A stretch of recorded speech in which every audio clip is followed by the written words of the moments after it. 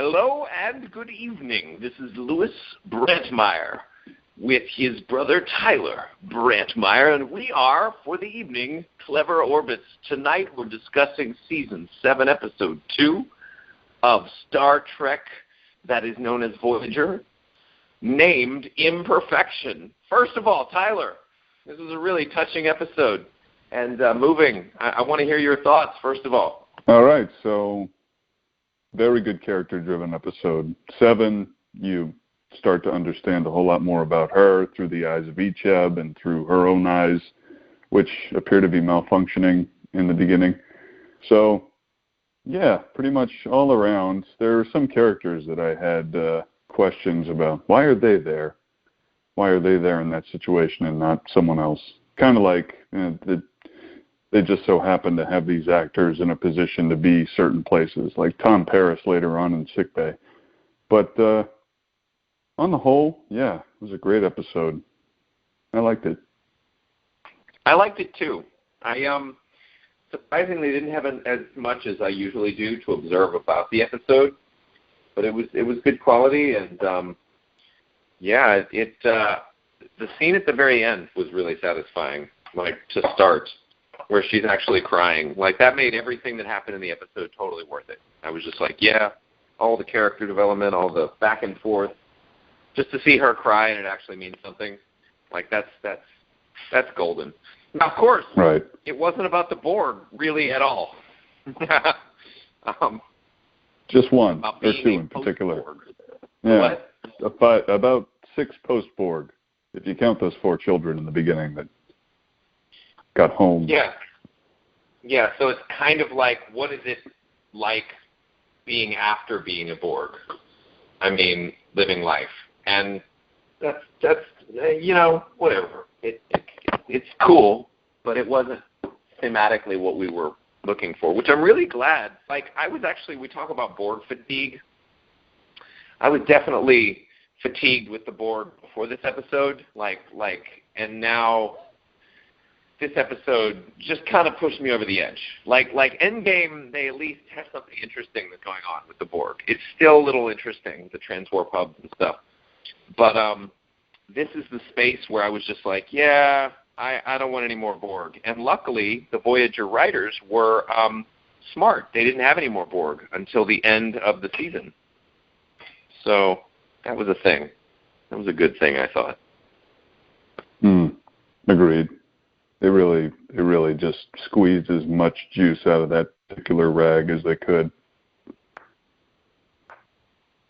So speaking of, I have some notes on this episode. Not many. Surprisingly, not many. I thought another thing that we could talk about might be the best philosophical episodes of Star Trek. That might be fun to do, as well as what we're planning on for this episode. But yeah, it was a little sad and touching to see 7 lose her friends. It was kind of sad, nearly losing 7. I like the conflict between the Doctor and Janeway. There's this whole thing where when you get late in the seasons for these shows, DS9, Next Gen, Voyager, there's this sense of family.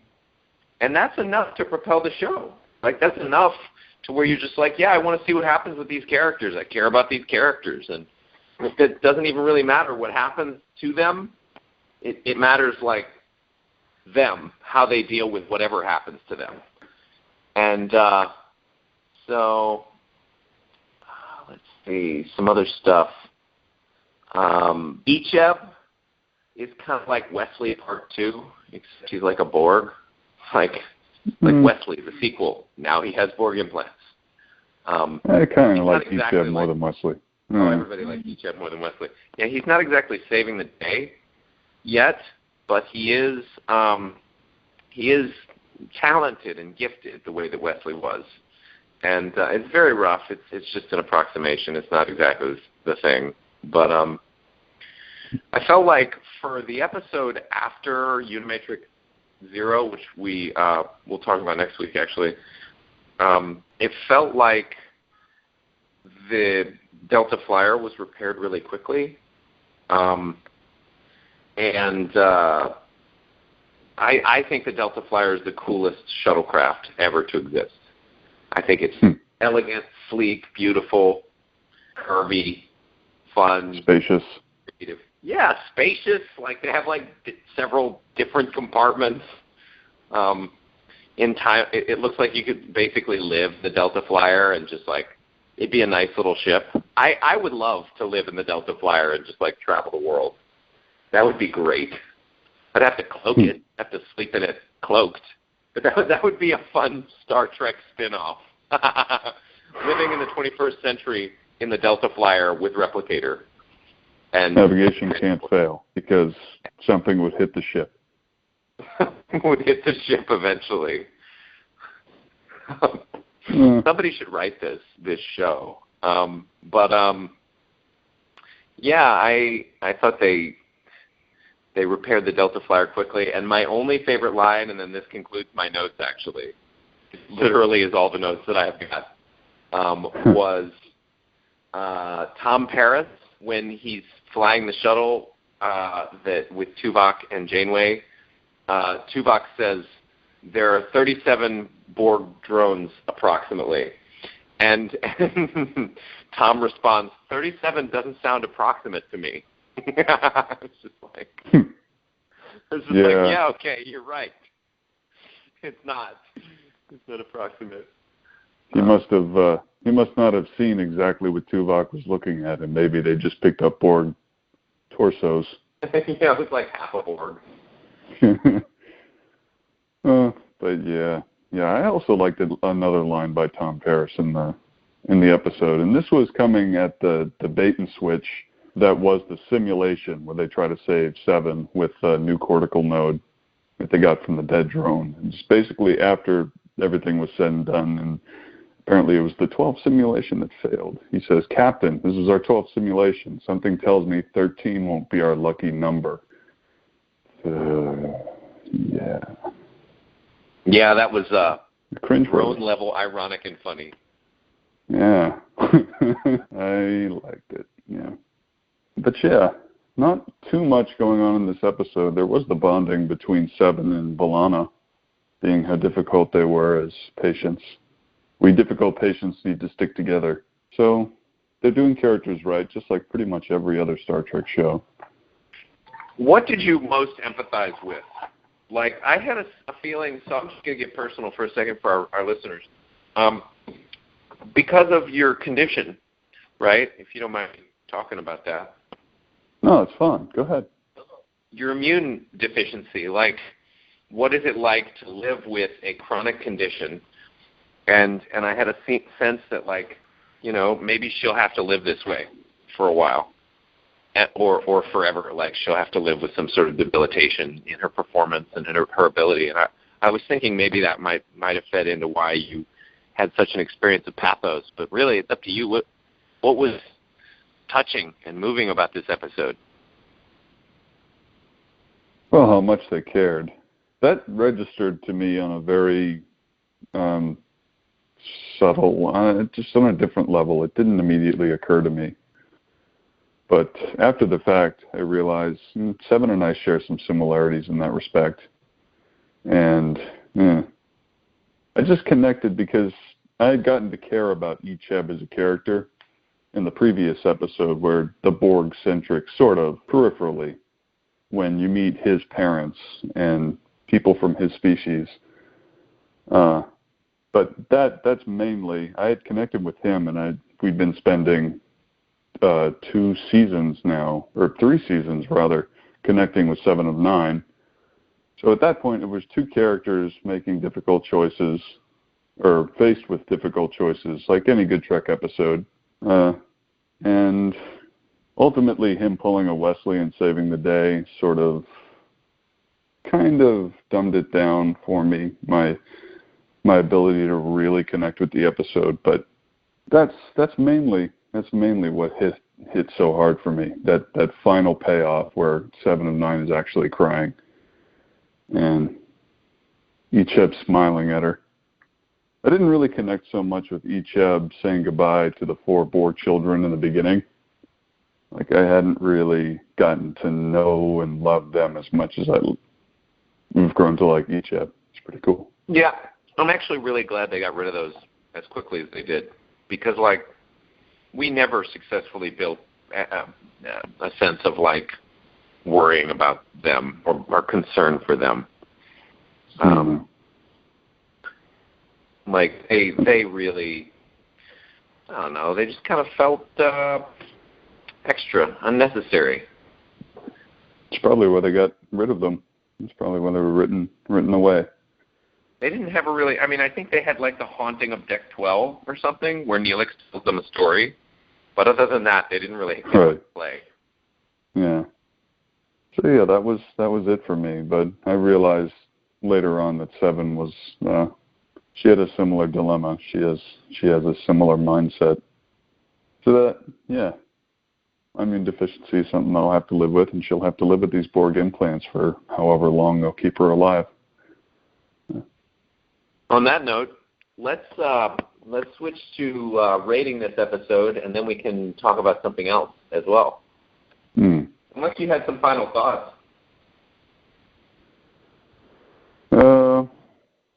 I don't know.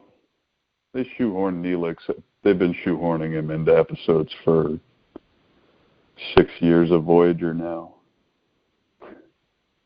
Seems like he's supposed to be Guinan, like you had noted before, but I could not. I don't know. I honestly can't tell you the name of the actor. No, I think the show had tried to make Neelix a little like in that respect. He's a cook.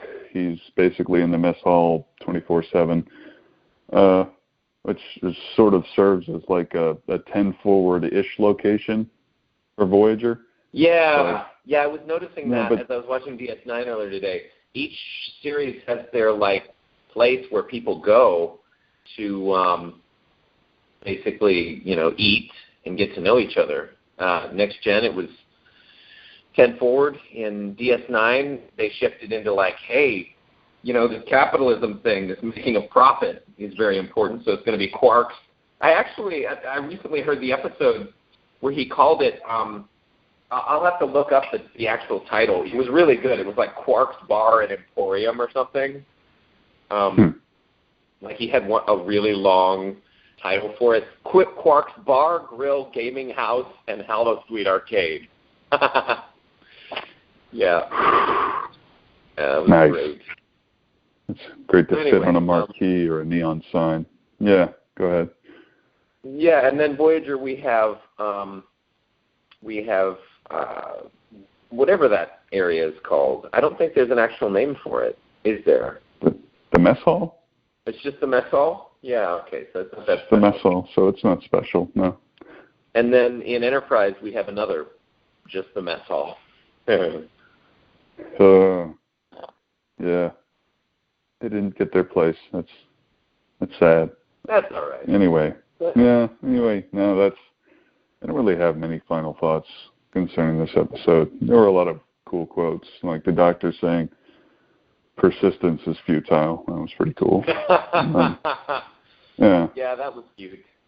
That was funny. Yeah, he didn't know Icheb's plan, so perhaps not, Doc. And then there's Seven talking to B'Elanna about, the Borg keep the memories of the dead long after the drone itself has been disconnected or has died. The physical drone has been deactivated.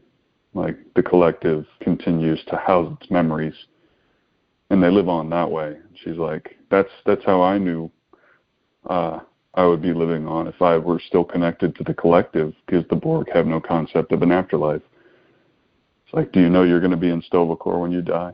I mean, I know if I had been connected, my memories would have stayed alive, would have stayed relevant, but it feels like I'll have never existed if I die. And then, of course, she's reassured by B'Elanna that she's made an impact on pretty much every member of the crew, quote unquote. So, yeah, that was like the bloody beating heart of this episode, and in only the best of all possible ways.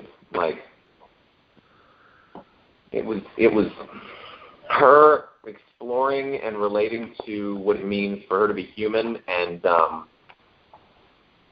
finite and confronting death, and also, really, as you said, getting related to Torres. Like, they are never friends, but it was nice to see them kind of, working well together and also empathizing with one another. That was actually really beautiful, honestly. Yeah. I give it a 9 out of 10. I think it was decent. It was solid. It wasn't quite my speed when I was watching it. I guess I just wasn't quite in the mood for it in the same way that you were, but it's good. Yeah, I'll give it a 7 out of 9. No, 7 of 9 out of 10. 7 out of 9 of 10. I'm going to go with a 9. I knew there would be something clever here. It's not clever. It's just silly. Well, It's clever enough for me to think it's funny. And that's all that matters, apparently. Oh, thanks. Thanks, brother. You're welcome. Good episode. On that I'll give note, it a 9. Yeah. On that note, thank you guys for listening. And we are done for the night. Live long and prosper. All right, welcome to Clever Orbits. Tonight we are talking about the best philosophical episodes of each Star Trek series. You down, Tyler? I could probably do one. Yeah, I think there's like one for each episode, each series. So all we have to do is really come up with 5. And of course, the Kelvin timeline episodes are. We're really just gonna skip those because number 1, they're not episodes. Number 2, they're not that philosophical. Number 3, they're not. I mean, I guess they're Star Trek. They're just not the best, Yeah, agreed. They're action films. They just happen to be in the Star Trek universe. Oh yeah, and movie. So that'll be 6 series that we choose, philosophical and then movie-wise. Interestingly enough, I'm going to start with Discovery. Discovery, the most philosophical it got, like the most deeply, interestingly sci-fi philosophy it got, was magic to make magic to make the sanest man go mad. And that was just the experience of the time loop. I really appreciated, mixed with, Burnham's first encounter with love. I felt like that was just fun and delightful, and also kind of made use of time travel in a way, where we get to explore what can time travel be used for? What can time loops be used for if they exist? And how might they be manipulated by bad people? I mean, that's, I guess, more of a narrative question than a philosophical question. But, I guess the philosophical question is, how can relationships between people develop in the space of time paradoxes and time loops? How interesting would that be? So, yeah, that was my Discovery philosophy episode. How about you? Hard to say concerning Discovery. I'd have to go with that one. I'd have to attach some meaning, but I don't know. I think it was pretty cool that someone could use the time so efficiently in killing a captain so many different ways. But that's just out of pure rage. I don't know.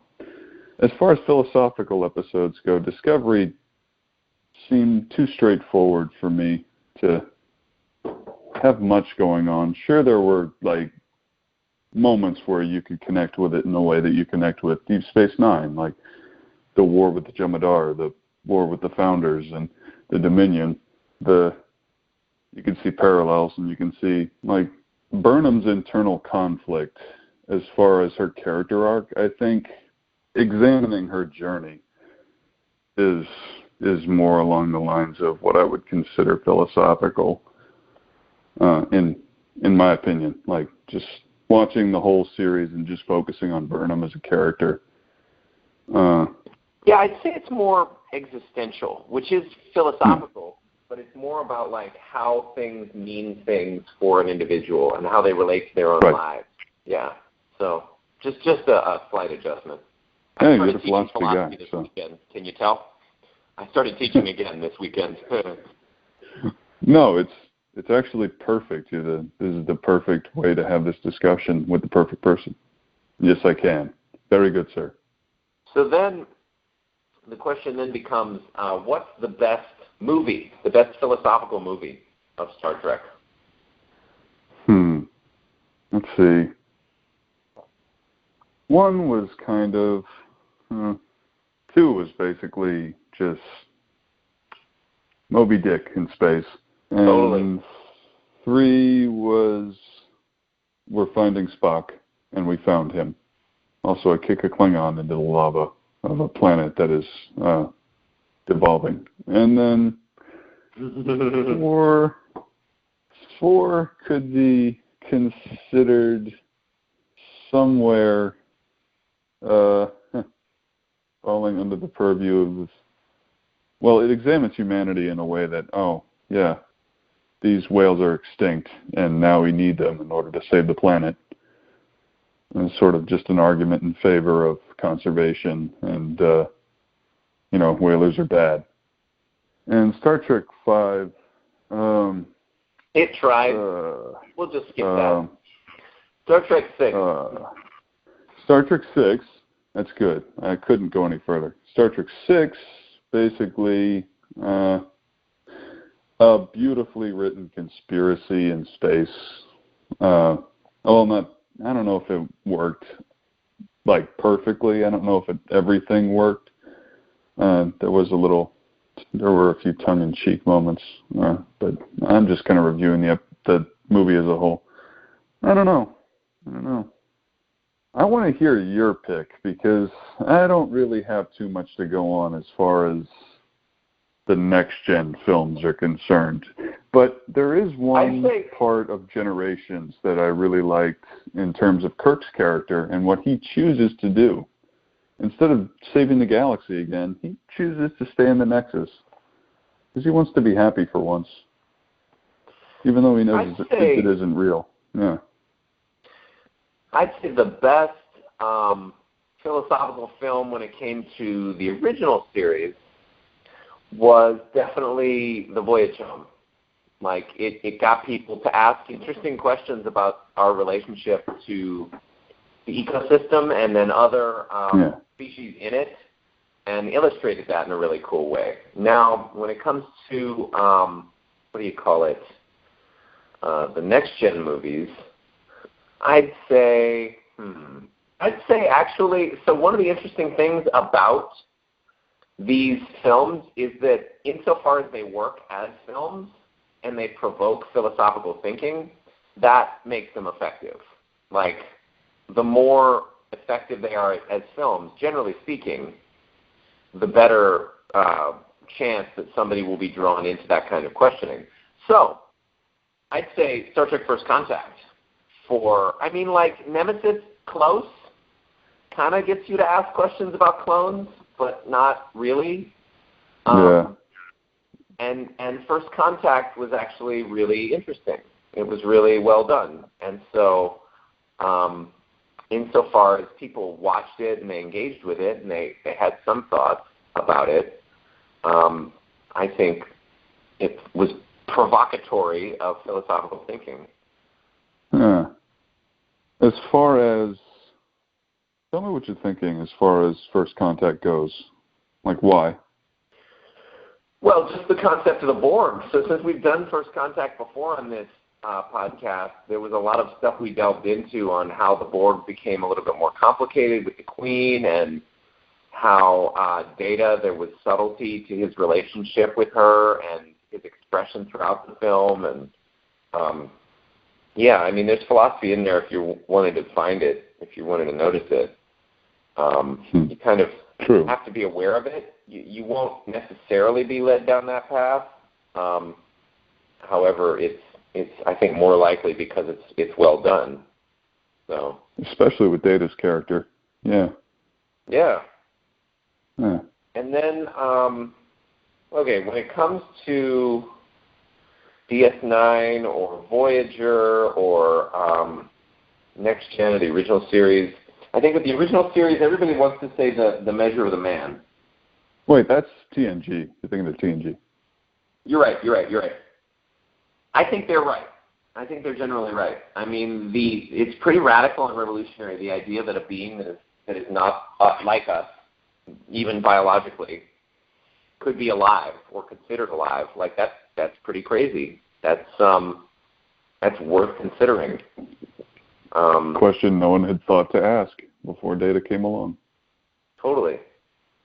And then for DS9, I think Children of Time is actually the best, because you ask all these questions about do these people really exist if the timeline resetting will mean that they no longer are around, and are we actually killing them when we reset the timeline, and like don't they have as much right to live as we do, and do we have an obligation to keep them alive even if it strands us on this planet? Like there's so many different things there, and it was really well written. Yeah, I agree. Yeah.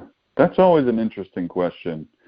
And I'm sure this has been brought up in other Trek episodes, but like willingly returning things back to quote unquote the normal timeline, the prime timeline, something that hasn't diverged and created this whole new existence and has eventually led to new life forms populating it, i.e. the children of people who would not have gotten together had the timeline not been altered in any way.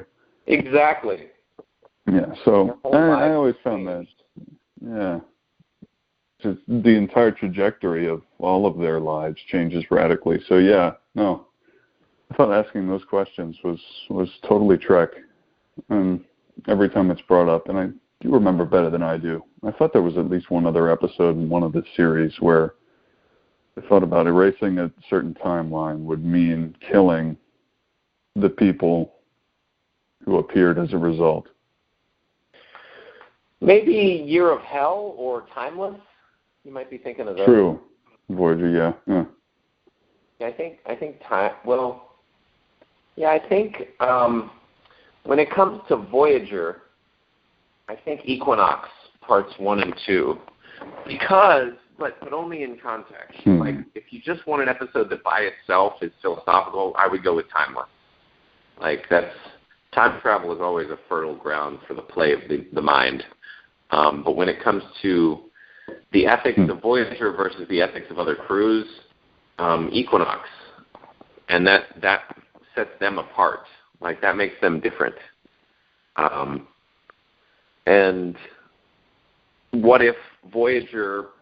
Well, what if Voyager had taken a different path? What if Janeway had not had her principles or whatever? And that makes that interesting, but more in context, more if you've been watching the show, right? And you know how Janeway is, and you know how everybody is on that ship. So I see, part of my asking these questions was like, what are the best episodes to shoehorn into my philosophy class curriculum? What would be the best ones to look at? And I figured, I could ask you guys, or we could talk about it. And I think that Timeless would probably be the one rather than Equinox, because Equinox wouldn't make as much sense. No, it's really just this is what would have happened if you had made different choices. Sort of like the road not taken. Exactly. Yeah. How about you for DS9 and Voyager?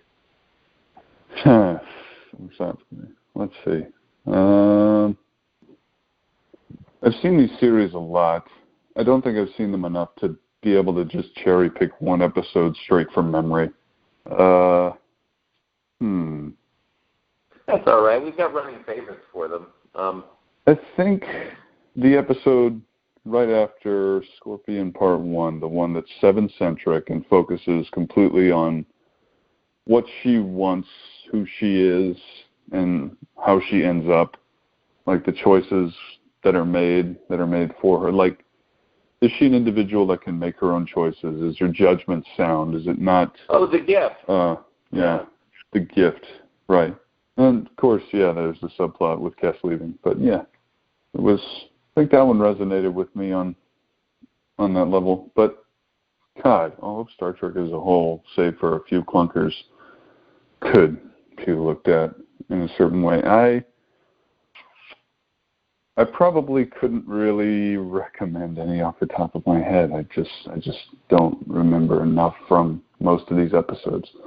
DS9, That's all right. I could probably say, I really liked from Enterprise. Not to interrupt, though, just to give you more time to think it through. It's fine. I'm thinking. Yeah. That episode where they had the person from the third sex. I believe it was called Cogenitor. Cogenitor. Thank you. Yeah. Yeah. It was really good. I agree. I loved everything about that episode. Brought Andreas Katsoulis back to a science fiction program. I always love to see him doing anything. Rest in peace. He was wonderful as Jakar in Babylon 5. If anyone listening is a Babylon 5 fan, you'll know. Yeah, he was amazing. But yeah, the argument and then the disruption of an alien society because Trip's character, morally, he thought these people are being treated like second-class citizens. They're just being used in order for a couple to procreate. Like that's their function, and they're not being given the chance to make their own choices and actually educate themselves, learning to read. And the fact that it sets off this really just unfortunate string of events that leads to tragedy, and then you realize, maybe they would have been better off if Trip hadn't done or said anything to anyone about any of it. But yeah, no, I think Cogenitor that'd be a pretty good episode to bring up. Similitude, but I feel like that concept has been done better and more eloquently in another episode of Star Trek somewhere. Yeah, somewhere else. Yeah, because it felt like they were taking a stab at it and trying to be something that they weren't, just making Enterprise its own series, but still trying to shoehorn in something that was done better elsewhere. Exactly. But let's see. I don't know. I keep coming back to In the Pale Moonlight. Oh, yeah, I kind of like that one. I mean... But I feel like... Yeah, it's good. Yeah, it's good. It's just not... Yeah. It's excellent. I mean, it's one of the best. It's just, what exactly am I teaching, philosophically speaking, when I'm showing that episode? It's like it's more of an ethical... it's more Do like... the ends justify the means, basically. Yeah. Yeah, exactly. An argument made in favor of ethics and where do you draw the line? Yeah. But philosophically, I don't know. Let's see. I can't really think of one off the top of my head for DS9 besides, was it Children of Time? Where they find where they had landed on this planet. And you see Odo actually looks like the actor without the prosthetics, you know. Yeah. Which is cool. And how they had lived in this society and yeah, but I thought that was pretty cool because they were interacting with themselves, sort of. Wait a minute. Like, remind me, how many... Alternate future kind of versions of themselves, yeah. Right. Yeah. So, of course they had to get back to DS9 and help save the universe, save the galaxy, because it's about to be overrun with Dominion forces. You know, it's like, and there's a lot of other stuff going on. But I agree with that, if only because it's the most prominent example, the forefront of my brain. Yeah, I would agree, 100%. Let me think. What else do we have? The original series. For me, The City on the Edge of Forever, actually. Again, it's always time travel, interestingly. It's always about time travel. It's like, what What would be the best case scenario? What if I stopped this from happening or just allowed it to happen? It's like, what consequences will I have wrought based on my choice? And like not saving Edith Keeler, right? Exactly. That was Kirk's dilemma. Yeah. Impossible choices. Possible choices. Yeah. Very, very difficult choices. Riker arguing against Data's individuality. Very, very good. I think measure of a man is I think that's going to be your lesson plan right there. Best one? Yeah. Best one? Yeah, and the rest that we've mentioned are all wonderful examples.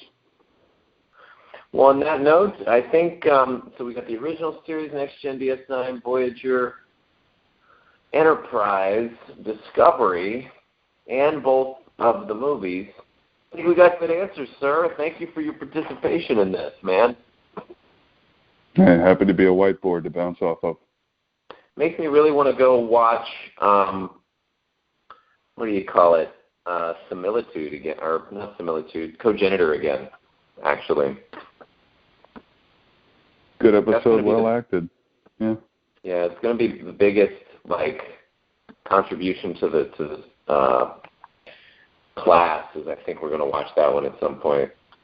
But, yeah. All right. Well, that was it. That was the second episode recorded in the same night. I'm really excited to see, because next week we're finally going to do Unimatrix Zero. And, yeah, that's it. Any final thoughts on philosophy and Star Trek, Tyler? They go together like PB&J? Yeah, I guess they do. That is a great way of putting it. All right. Thank you so much, buddy, and thanks for listening, guys.